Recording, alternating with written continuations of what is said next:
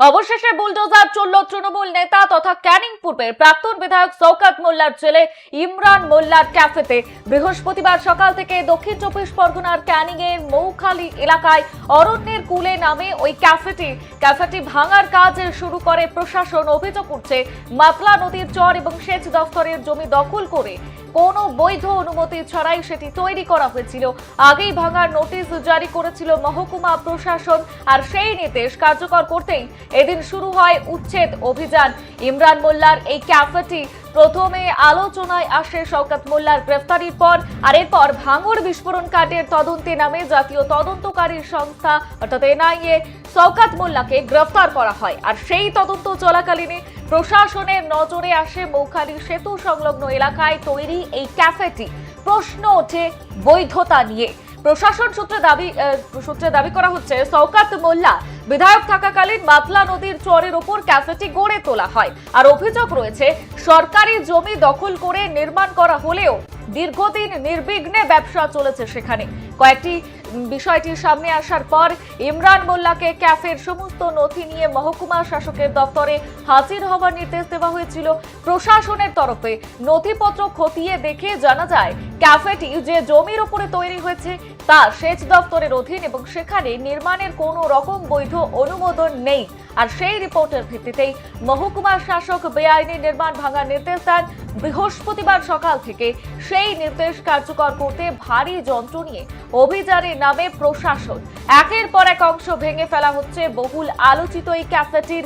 প্রশাসনের দাবি সরকারি জমি দখল করে বেআইনি নির্মাণের বিরুদ্ধে এই অভিযান ভবিষ্যতেও চলবে এবং আইনের বাইরে গিয়ে তৈরি কোনো স্থাপনাকেই রেয়াত করা হবে না।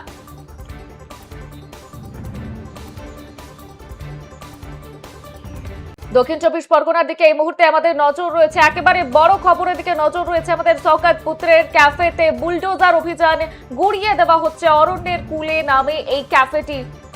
এই মুহূর্তে যে চিত্র দেখাচ্ছি একেবারে অরণ্যের কুলের সামনে দাঁড়িয়ে রয়েছে একটি বুলডোজার এবং সেই বুলডোজার দিয়ে ভেঙে গুড়িয়ে দেওয়া হচ্ছে শওকত পুত্রের এই ক্যাফেটি।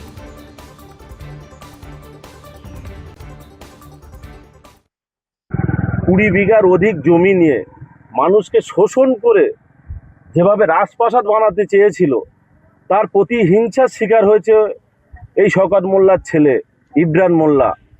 আজকের মানুষ 4ঠা মের পরে একটু শুদ্ধ বাতাস নেওয়ার চেষ্টা করছে। আপনারা ইতিপূর্বে শুনেছেন যেভাবে মানুষকে কণ্ঠ রোধ করার চেষ্টা করেছিল এই 15 বছরের সরকার তথা তৃণমূল কংগ্রেসের সরকার, তার সৈনিক হিসাবে কাজ করেছিল এই শওকত মোল্লা, যিনি ক্যানিং পূর্বটাকে একেবারে কোনো মানুষের অধিকারকে হরণ করেছিল, কোনো মানুষকে কথা বলার কণ্ঠ রোধকে গোলার টিপে হরণ করেছিল।